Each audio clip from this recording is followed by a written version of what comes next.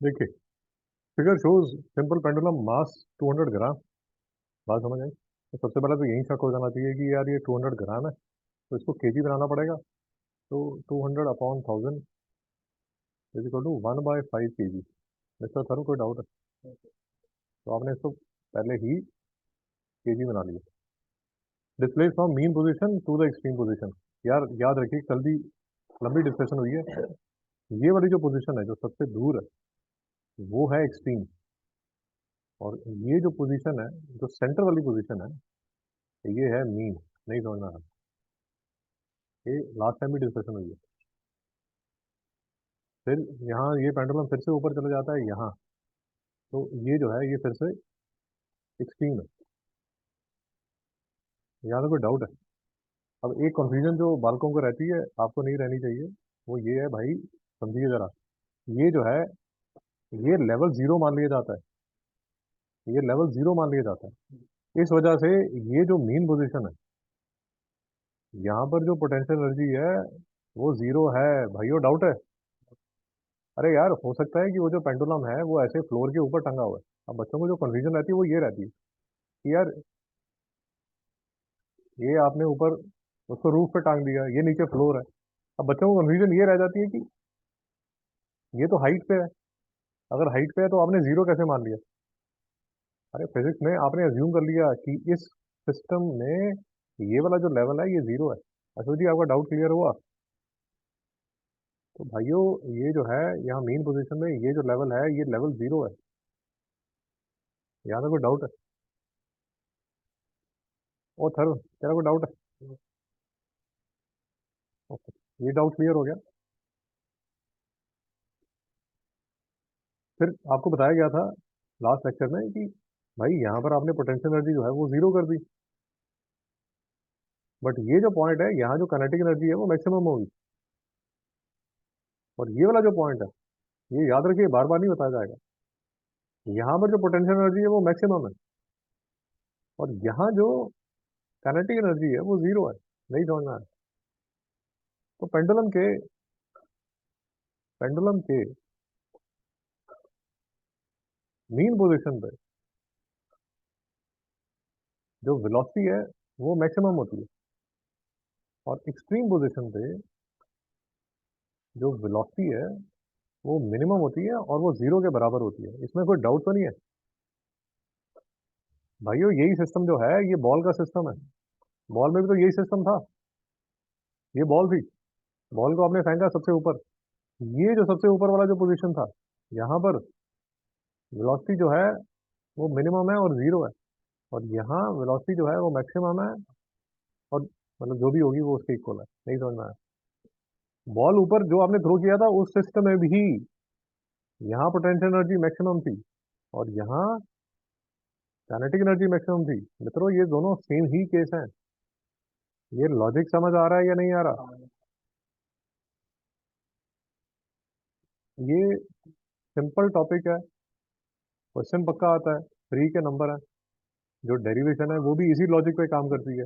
या तो न्यूमेरिकल आएगा या डेरिवेशन आएगी, और दोनों का जो फंडा है वो सिंपल सा है, यही जो आपको बता रहा हूँ। अब इसमें एक चीज जो समझ लीजिए, किसी भी पोजीशन पे जो टोटल एनर्जी है that will be the sum of kinetic energy plus maximum energy. नहीं समझना? पोटेंशियल एनर्जी नहीं समझना?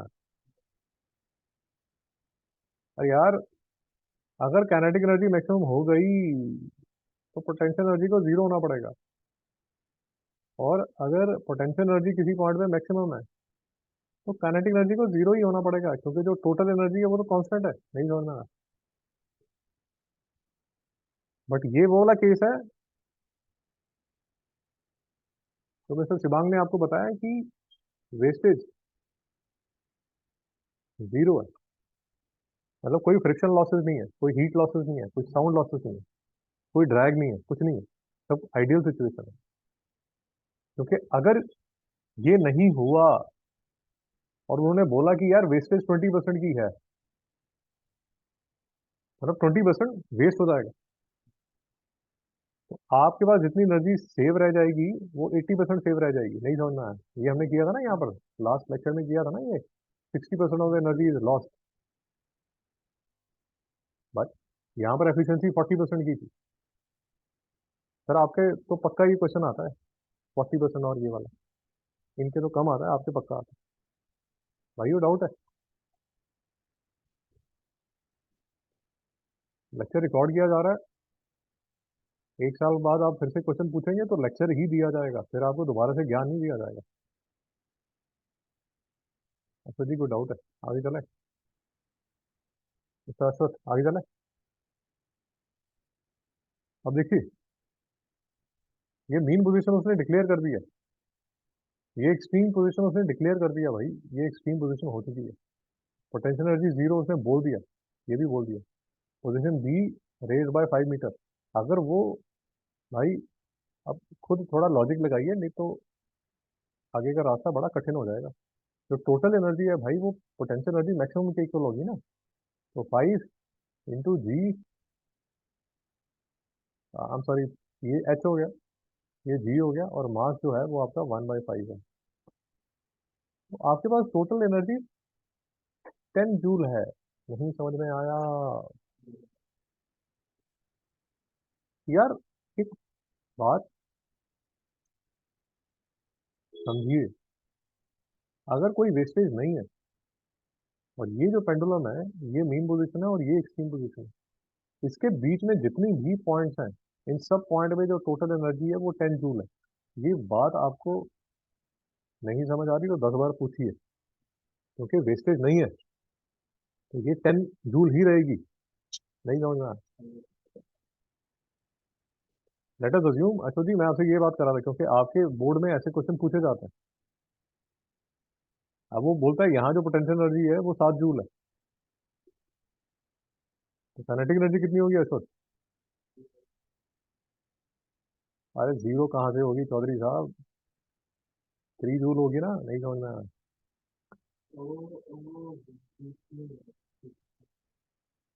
अरे जरूरी थोड़ी है आप उसको सेंटर में लेके आ रहे हैं, ये यहाँ सेंटर पे लेके आ रहे हैं आप, ये वाले पॉइंट में जिसे उसने बोला, आपको उसने बोल दिया कि जो पोटेंशियल एनर्जी है वो 7 जूल है, तो आपसे पूछेगा काइनेटिक एनर्जी कितनी है, तो आप क्या बोलेंगे? 3 जूल। क्यों? क्योंकि टोटल एनर्जी 10 जूल है। नहीं समझ में?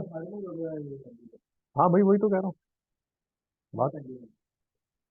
ये पेंडुलम में, ये पेंडुलम में मैं आपको ये कह रहा हूँ, भाई मैं आपको ये कह रहा हूँ कि ये कोई पेंडुलम है, चलिए ऐसे ऐसे पूछ लेता हूँ, ये कोई पेंडुलम है जिसमें टोटल एनर्जी जो है वो 20 जूल है कोई, ये समझ आ गया?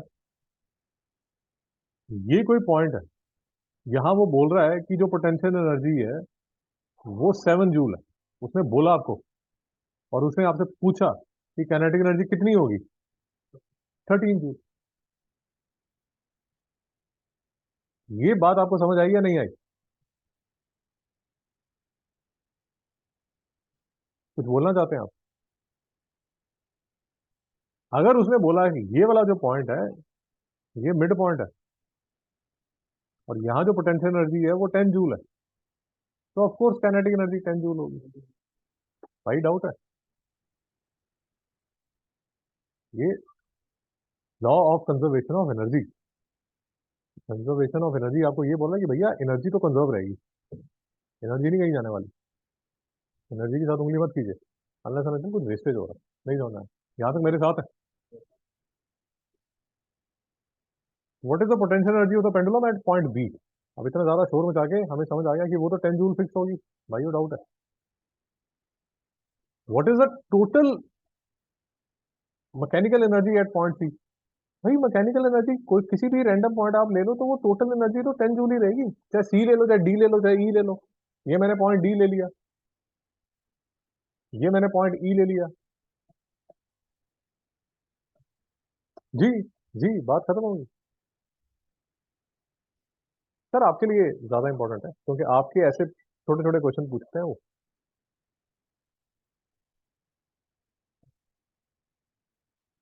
भाई इसके बाद जो चैप्टर है वो पुलिस वगैरह का है, वो तेरे से नहीं होगा, तो ये चैप्टर को ध्यान से कर ले।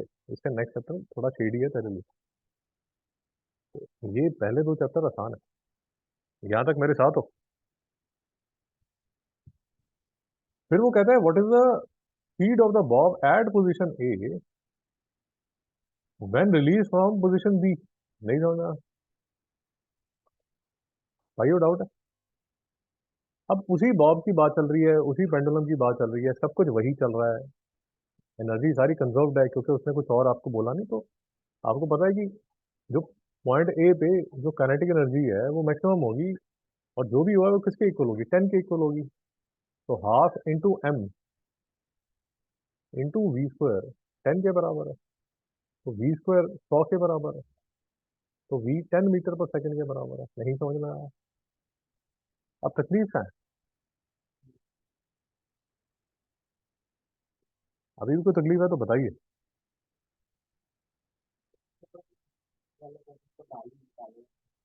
अरे भाई नहीं निकालेंगे, नहीं निकालेंगे। नहीं, क्यों नहीं निकालेंगे? क्योंकि आपने बता दिया ना कि पेंडुलम बी पॉइंट पे उसकी जो एनर्जी जो है ये 10 जूल, ये पीई मैक्स है। जो पीई मैक्स है वही तो टोटल एनर्जी होगी। ये जो बॉब है, इसके हर पॉइंट पे जो टोटल एनर्जी 10 जूल ही रहने वाली है, क्योंकि मैक्स वही है। ये देखिए, यही मैं आपको बोल रहा हूँ। ये पेंडुलम है, मतलब ये वाले केस में ये जो पेंडुलम है यहाँ पर, और ये पेंडुलम अथर जी यहाँ अथर जी यहाँ देखिए, यहाँ देखिए, इधर उधर मत देखिए। ये देखिए, आप ध्यान से देख लीजिए। सारे जो पॉइंट्स हैं, ये सारे जो पॉइंट्स हैं, अगर उसने बोला है कि ये मीन पोजीशन है और ये एक्सट्रीम पोजीशन है, तो सारे पॉइंट पे किसी भी पॉइंट को ले लीजिए, उसमें जो टोटल एनर्जी है वो 10 जूल है। जो आपने बोला भाई, law of conservation of energy, उसमें कुछ कैलकुलेट नहीं करना आपको। भाई जरा अभी भी डाउट है?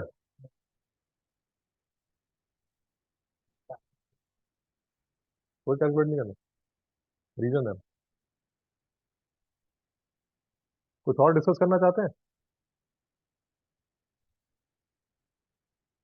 कोई और डाउट है तो बोल दे भाई। पक्का?